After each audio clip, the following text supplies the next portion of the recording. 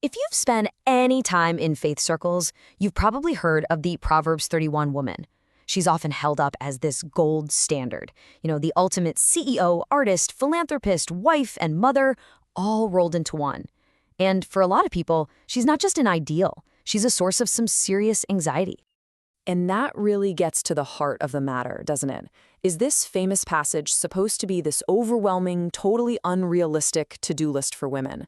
I mean, is this something that anyone could ever actually complete? I mean, just take a quick look at her resume here. She's up before the sun, she's running a business, she's investing in real estate, she's managing her whole household. And on top of all that, she's wise and kind and strong. It is no wonder this figure can feel, well, incredibly intimidating. Yeah, this image has pretty much cemented her in our minds as the ultimate superwoman. But what if we've been looking at this all wrong? What if the whole point of this passage isn't even really about her? Because here's the first major plot twist.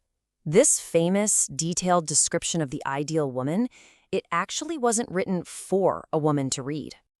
It was written for a man. To be specific, it was written for a king who desperately needed to understand what truly matters when you're choosing a partner and, leading an entire nation. That's right. The entire context of Proverbs 31 is advice. It's a mother giving counsel to her son on how to be a wise and just ruler. See, this isn't just some random poem dropped into the Bible. It's a queen mother teaching her son, King Lemuel. She warns him about immorality, tells him to stand up for the poor. And then she lands on this final, crucial piece of advice. Know what to look for in a queen. Don't get fooled by superficial charm. Value a woman of real, true character. So let's be super clear here. This passage is not a job description for women. It is a guide for a man on what kind of person to value, to pursue, and to praise. And honestly, that insight just reframes everything. Which brings us right to the core of this whole new way of looking at it.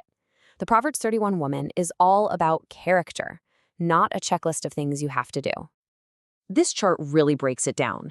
The old way of reading it sees the tasks, wakes up early, buys land, sews clothes. But what the passage is actually highlighting are the character traits behind all those actions. Things like being trustworthy, wise, kind, strong, and selfless. So all her impressive accomplishments, they aren't the standard themselves. Her actions are just the fruit that grows from the root of her character. It all flows from who she is, not the other way around. And all of these incredible qualities, her wisdom, her strength, her kindness, they all come from one single foundational source. And here it is. This verse is the heart of the whole thing. It tells you exactly what to ignore, fleeting charm and temporary beauty, and exactly what to praise. A woman who fears the Lord.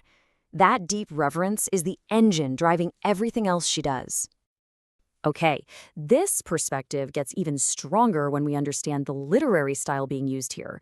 This isn't just plain text, it's poetry, and that tells us a whole lot about its real purpose.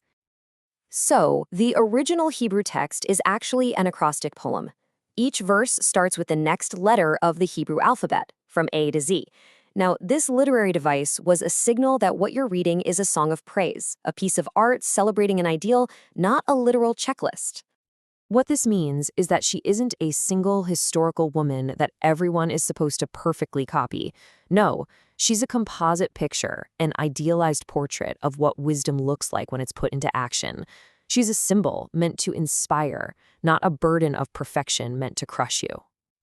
And this makes total sense when you look at the whole book of Proverbs. Throughout the book, wisdom is personified as a woman called Lady Wisdom.